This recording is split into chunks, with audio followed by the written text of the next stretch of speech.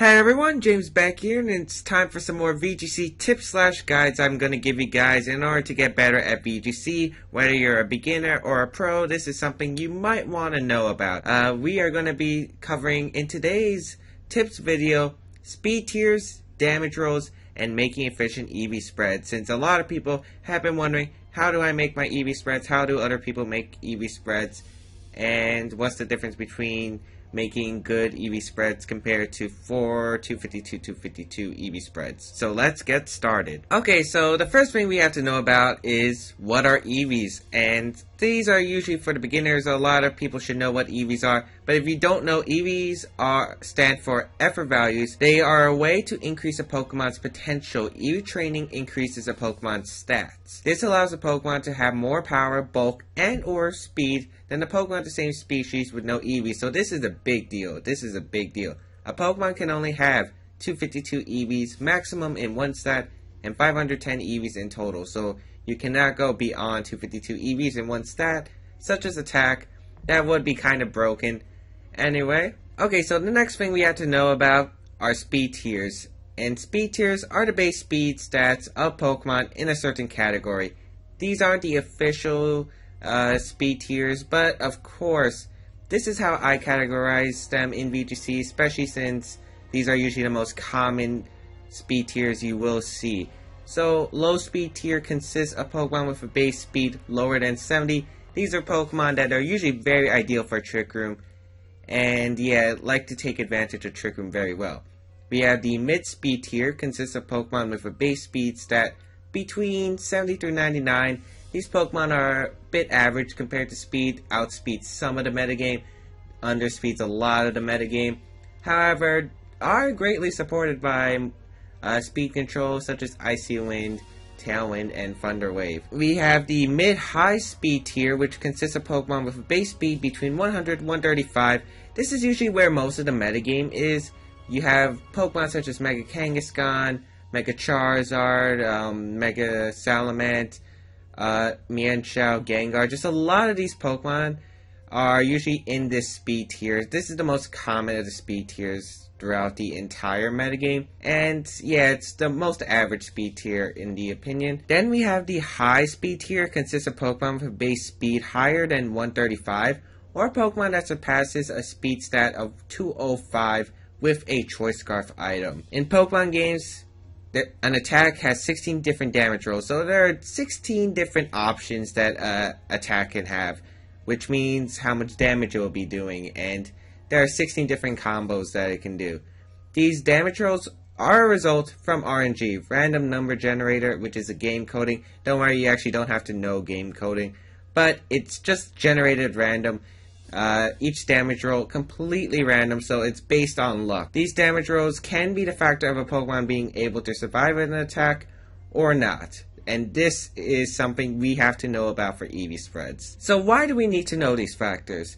The speed investment determines what the Pokemon will outspeed and underspeed, which is why we looked at our speed tiers for references. Damage calculations will help to figure out what kind of damage the Pokemon will do with a certain move and what kind of hits a Pokemon can take.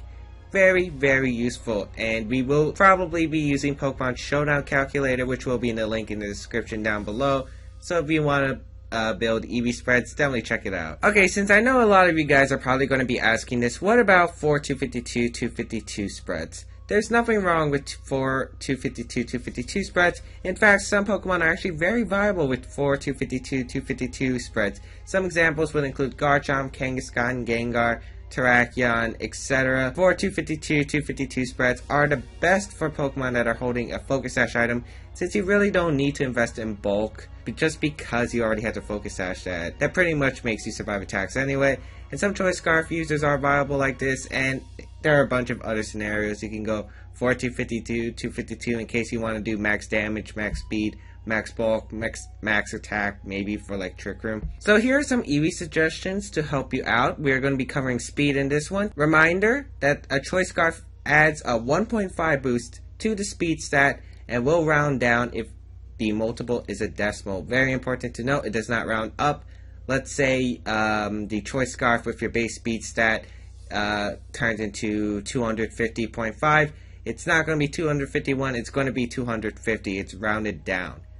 Hitting a speed stat of 57, this is a suggestion, which underspeeds minimum speed Aegislash, so Aegislash will transform into the blade form, and then you can underspeed it, take it out when it's in blade form, so very useful. Hitting a speed stat of 123, which outspeeds neutral, nature, base 70s, aka Bisharp and Breloom. Hitting a speed stat of 135, outspeeds positive base 70s, aka Bisharp and Breloom again. Hitting a speed stat of 179, which outspeeds positive base 110s, aka Mega Gallade, Latios, Raichu, Gengar, etc. Hitting a speed stat of 144 with a Choice Scarf, which will outspeed Adamant Landis-Varian, which is holding a Choice Scarf. Since it's the most common Choice Scarf Pokemon, and it's pretty much which everyone tries to outspeed. Of course, if you guys want to, there's always speed creeping, which means Pokemon might actually go one more speed stat higher than, let's say, 123, 135. They'll go for 124, 136, just to outspeed Pokemon that outspeed these things, and that's called speed creeping. And it's a tactic that some VGC players like to do in order to outspeed these Pokemon that outspeed those Pokemon. A bit complicated, of course, but you might want to look into that if you are having trouble with those Pokemon. Here are some EV suggestions for HP. You might want to have a HP stat evenly divisible by 2 to activate Citrus Berry after being hit by a Super Fang, or if you're trying to set up Belly Drum, you want to have the Belly Drum bring you down to Citrus Berry range. An HP stat that is one more than a number that is a multiple of 4 in order to set up 4 substitutes instead of 3 substitutes. An HP stat that is one less than a number that is a multiple of 16 in order to reduce damage from sand and hail, weather damage. You might want to have an HP stat that is divisible by 16 to gain the most health from leftovers possible, or you might want to have an HP stat that is one less than a number that is a multiple of 10 to reduce the damage taken from Life Orb. These are all different scenarios, and depending on your team, it might help. It might help in order to have these scenarios in case you are using, let's say, in a Mega Abomasnow team where most of the time the party members will be taking hail damage. EV suggestions for bulk and power. Remember, we need damage rolls. We need to know them. Try to knock out a certain Pokemon with a certain move, or survive an attack from a certain Pokemon, or maybe you want to even survive 2. Sometimes it will take too much investment, or there aren't enough EVs you can use to accomplish the goal. So this is where you might want to rely on a damage roll. There are 3 different damage rolls I recommend personally. We have the 9 out of 16 damage roll, which gives you over a 50% chance to knock out a Pokemon or survive. The 13 out of 16 damage roll, over a 75% chance to knock out or survive. And the 15 out of 16 chance, over a 90% chance to knock out or survive. There are also times where you might want to EV in order to take advantage of some gimmicks your team has.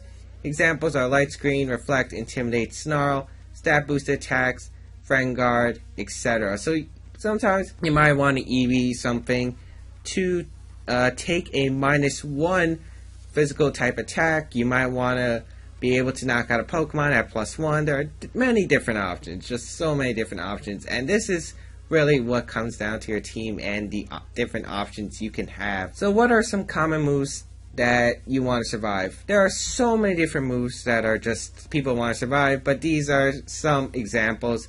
We have Modest Charizard Wise, Overheat in the Sun, which is one of the most heavy hitting moves of all time. Adamant Mega Salamance's Double Edge, Adamant Mega Mawaz Play Rough, basically a lot of Megas. Adamant Mega Kangaskhan's Double Edge, Jolly Terrakions Close Combat, Modest Choice Specs Hydreigons, Draco Meteor. There are so many different options, so these are just a few options of what you can survive, especially since it might depend on the role of the Pokemon that you want to use and what's common in the metagame right now. Okay, so let's make an EV spread. The Pokemon we will be building an EV spread is for a Choice Specs ROTOM-WASH.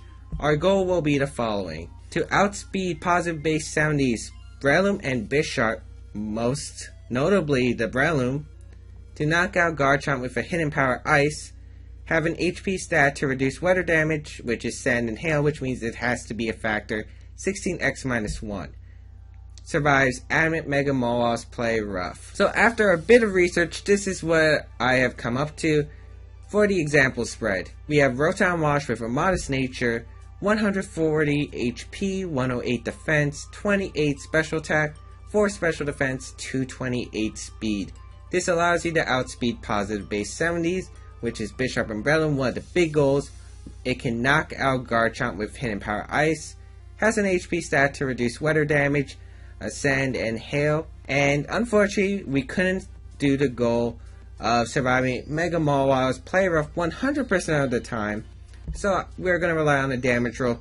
We are making it survive it 13 out of 16 times, which is a pretty good damage roll, and definitely it wasn't the biggest priority. The biggest priorities I wanted were to basically outspeed Brown and Bisharp and Oko Garchomp. So those were the main goals, and obviously there will be some times where you can't have an EV spread that does everything you want it to, but you can compromise with damage calculations and rely on damage rolls. Okay, so let's have an overview. EV spreads determine the role of a Pokemon on the team.